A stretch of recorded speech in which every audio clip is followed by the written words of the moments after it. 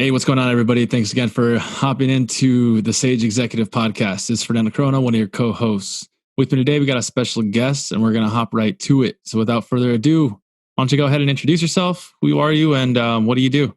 My name is Aleksandrovski. I'm the CEO and founder of Wooter, and also more recently CovCare, which is the most trusted medical supply and logistics company around right now, in my opinion. Cool. And can you touch on that a little bit? When you had the apparel company, and then you decided to pivot just in April into, or not pivot, but necessarily open up this new company. So what kind of sparked that? How did you make such quick decisions? So March comes, sure you already know the backstory. Sports are shut down. It sucks. You go right away, just that second week of March, the orders just stop coming in, just like overnight, pretty much. So then next thing was people stopped going to office because of the scares, the coronavirus, and it's basically in New York, it's illegal to go to an office or be open unless you're an essential service. So, we were thinking about, I was thinking about ways how we can, actually make some money while this business is down. And during this whole time, even from a few months ago, my partners in China, we've been in China for 5 years now with our apparel, not just China, all around, in Pakistan, India, Dominican Republic. We have factories all overseas. So we're pretty familiar with the supply chain and distribution networks down there. And my partners there, they were telling me about the coronavirus way before it came here. And they're telling me about the opportunity of masks. But I was too, stupid to realize the opportunity back then. So, come March, right after when this happens, it was, that thing it was already on my mind. And it's one of the first leads that we got. We just cold called the hospital to see if they were interested. They took my call, and they took, we had a purchase order ready the very next day from a cold call. So no way. right away, I knew it was something. We're onto something. There was demand. Yeah. Yeah. So as soon as I got that, I brought it to the whole team. Every single day going forward, we had orders. And it was just, the hard part was not getting the orders in the beginning. The hard part was actually fulfilling the orders. And we learned a lot of things. Technically, the business model is very similar to apparel, right? We drop ship, we order from the factory, and, we bring it to the United States or another country. But the product is different, right? It's masks instead of apparel. So we learned a lot of new laws, especially with customs. We had to repackage things multiple times, change the labels. It was fun challenge, fun experience. But at the end of the day, we brought in everything we promised to bring in. We brought in. There were some hiccups, some delays, but we did what we had to do. Now, what about like adjusting? And you don't have to go into too much detail, but I'm curious to understand how you gauge the risk and said, okay, if we go and do this, this is how much capital we may have to spend up front, and this is the risk that we're willing to put. Oh, you're starting a business, the risks already. So you don't get a reward, right? There's a risk and reward, and the margins were, especially back in March and April, they're huge. Not like they are now. The pricing completely plummeted like a bubble. Back then, you can't go wrong. As long as you bring in the item, you're guaranteed to make money. Oh, wow. So yeah. So you were able to price things out with a healthy margin. And then just because of there's now more of a supply or more competitors, what kind of drove that price down? I mean, at this point, the market is oversaturated. Like not oversaturated, but the supply is definitely caught up with demand. 100%. Oh, got it. If at this point you don't have masks or your protective equipment, you're doing something wrong. Something's wrong with you. You should fire your change management. Yeah. No, it's nice. And in all of this, with the team that you had, I mean, what was the best part about leading a team in the midst of this crisis? The best part was not firing anybody, right? We gave everyone notices that we had 1 month of payroll left. That was back in mid-March when people stopped going into the office. But luckily, we never even had to have that conversation because that same week, we have a new company that people can sell, and not just sell it. Revenue is 20 times higher than a traditional apparel. So that was one thing is that you're able to keep all your employees. Yeah, Yeah, you didn't exactly. have to furlough anyone. No, that's awesome. That's leadership for Yep. sure. I really respect. I think I know a couple of companies where instead of letting people go or trying to furlough, they the top execs were really cutting down their own salaries and trying to keep some people on. Offering, obviously trying to get different loan programs.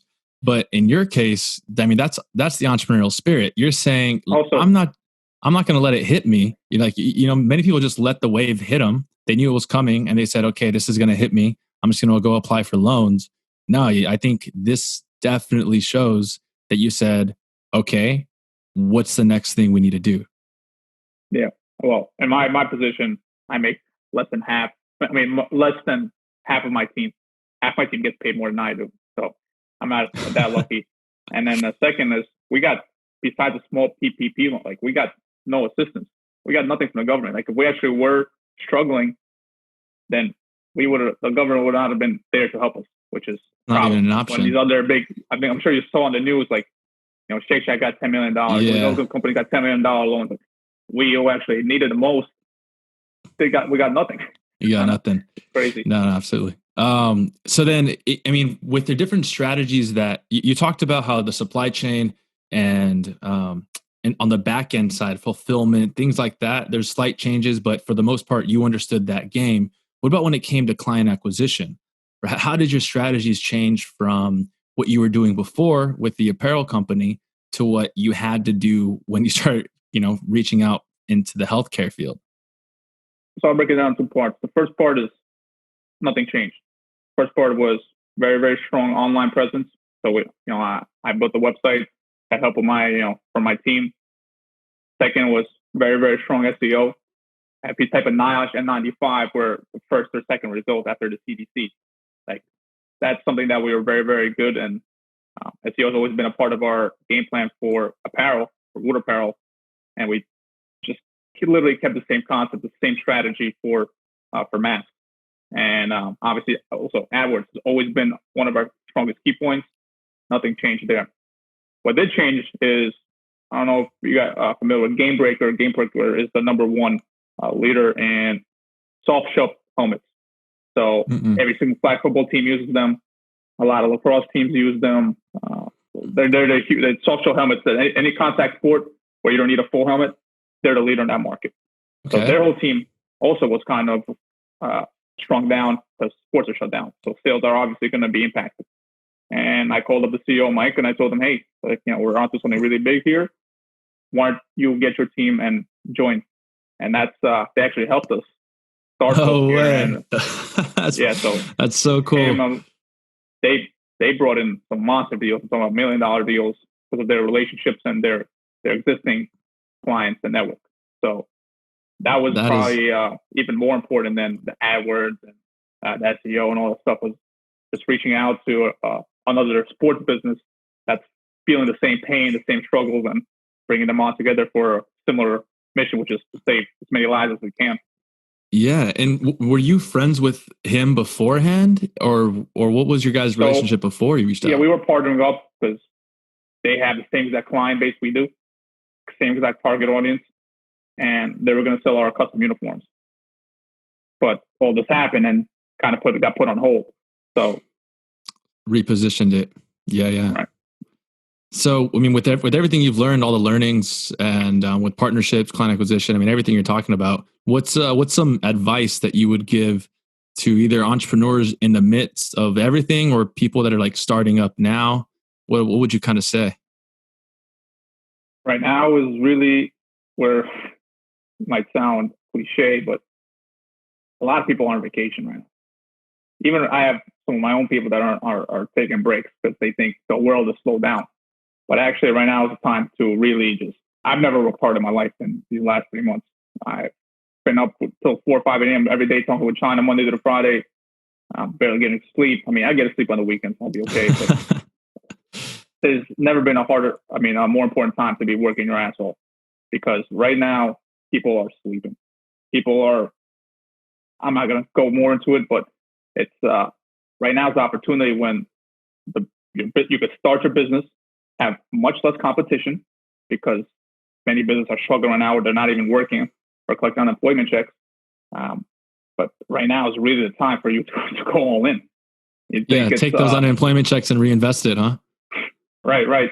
I mean, people look at the current market right now and they say, business is failing, the economy is going down. But I mean, in that kind of times when there's a lot of opportunity, and it's just, you could look, we kind of struggled in the medical supply industry, but right now, if you're into gaming, if you're a streamer, if you're any good at, playing video games like Call of Duty or Fortnite, just by streaming right now, you can have a window, an audience of, first start off with 10 people a day, within a few months, get hundreds of people a day. Then, by the end of the year, you could have thousands of people watching you.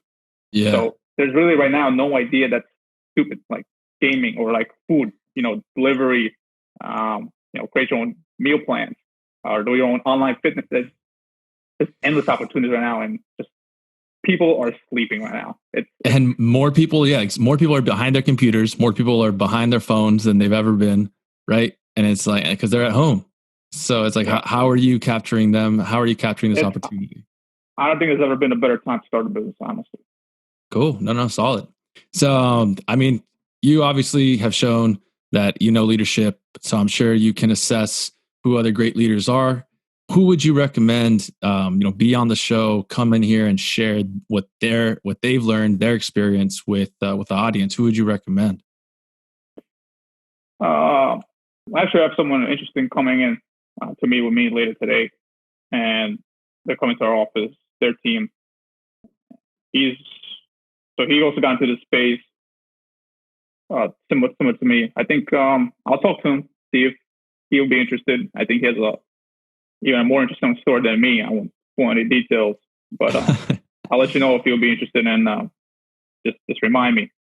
Yeah, no worries. All right, cool. We'll do so. Right now, we'll leave it as a surprise. Yeah. All right, the last piece is, after you kind of saw things taking a turn for the better, you saw things working. Did you, I like to ask, how did you celebrate, or how do you show your team you're celebrating, or how do you celebrate with your team? We haven't celebrated yet. This was actually getting like a lot of congratulations because it's like year 6 of Wooter. I haven't had the time right now to celebrate. We've had so many milestones that we completely blown out the water. I honestly haven't had a chance to sit back and just recognize what we've done so far, or even think about it. I know how much more opportunities left right now that I just maybe in a few months or sometime soon we'll find a way to celebrate. But I have an open champagne bottles here, blue label bottles. I'm ready, but just right now I just know there's still a lot of hard work left, and I haven't had a chance to really sit down and take a breath and recognize what we've done. But I think the team knows. We have weekly Zoom meetings, and we have constantly showing all the goals that we've broken. We acknowledge it, but I don't think we've had that celebration just yet. But also things are close. So celebrating is kind of not in people don't really celebrate right now in New York. It's it's kind of like a little. Yeah, exactly. I totally get it. All right. No, Alex, I really appreciate everything that you shared so far today. How can people get in touch, learn more about what you're doing in either business? So they could follow me on Instagram, One Pizza, ONE Pizza, or they could follow my Instagram account. It's Wooter Apparel.